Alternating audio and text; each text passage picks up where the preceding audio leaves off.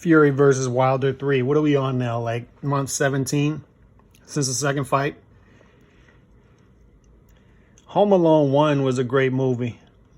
Home Alone 2 was a great movie. It's very rare where you have a sequel that is as great as the first one. But there's always that time. There's always that point where enough is enough and you got to stop.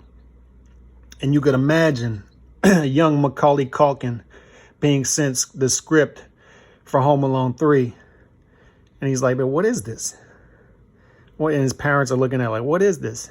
They're going to lose you a third time? They lost you the first time. They go on vacation again, 2 straight Christmases, and they lose you again, this time in a different city. You get into mischief. How are they going to do this again? It's not believable to lose me a third time. It's just not believable. It's not going to be a good movie. This plot doesn't work for me. What, are they going to lose me in Chicago? They're going on vacation a third straight year after they lost me twice? Maybe they should have stayed home the third year. No, we're going to pass on this. I'm going to go over here and do Richie Rich, or what's the movie where he gets killed by the bees? My Girl. I'm going to go over here and do that. The Home Alone 3 thing is run dry. Nobody's going to buy it. It's not working. We're at that point with Fury versus Wilder 3. We've been at that point since February 2020. Rematch clause. This guy offered this amount. This guy offered that amount. Loaded gloves, etc., etc. We're past it. We should have a unification. We should have an undisputed fight next month.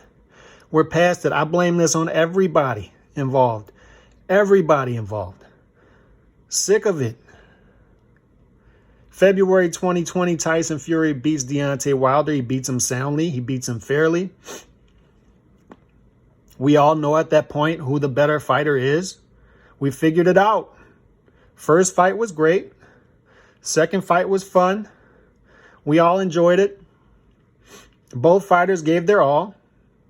Should have moved past it. But instead, what we get is 17 months of he loaded his gloves. Egg weights. White supremacy is at fault. My trainer drugged, which is my favorite, by the way. My trainer drugged me. My own trainer sacrificed $1 million paydays for the future to drug me for no good reason.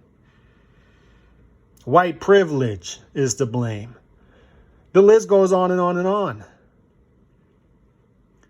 Then it's this guy offered $10 million. They didn't get the rematch clause done in time. And then we get to the arbiter all the way. We finally get to the arbiter all the way when they're about to make Fury versus Joshua. And maybe that's Fury and Aram's fault. And then all of a sudden, we got to do a third fight that nobody was asking for. Nobody was asking for. And don't get me wrong, man. It's a decent consolation prize. Fury versus Wilder 3 is not a bad fight. It's a decent fight. Joshua versus Usyk, good fight. Hell of a fight on paper. So we're getting decent consolation prizes at least, but we're not getting what we wanted. There were better options. The better options were Fury versus Joshua for all the belts, and then everybody else figures out what they're going to do on the side. But instead we get, it's going to be what, 20 months, almost 2 years of this nonsense that we're getting. Black versus white. You know, they're running the playbook, right? Separating people. Because people love to do that now. Black versus white. Now it's vaxxers versus non-vaxxers because Tyson Fury tested positive for COVID. They were testing him when he was healthy, unfortunately. Test positive for COVID. Only had the half vax or whatever. And now we got vaxxers versus non-vaxxers. This could have all been avoided had they just gave us what we wanted. But boxing is going to boxing. And there's no one person at fault here. It's everybody involved. And now everybody's just sitting around miserable. And guess what? Nothing's going to get solved because what's going to happen is The most likely scenario, Fury beats Wilder again in the third fight. The Wilder fans will be complaining again about egg weights and gloves. It doesn't matter. It doesn't matter. After the fight, everybody's going to still be walking around miserable. And we didn't have to have this.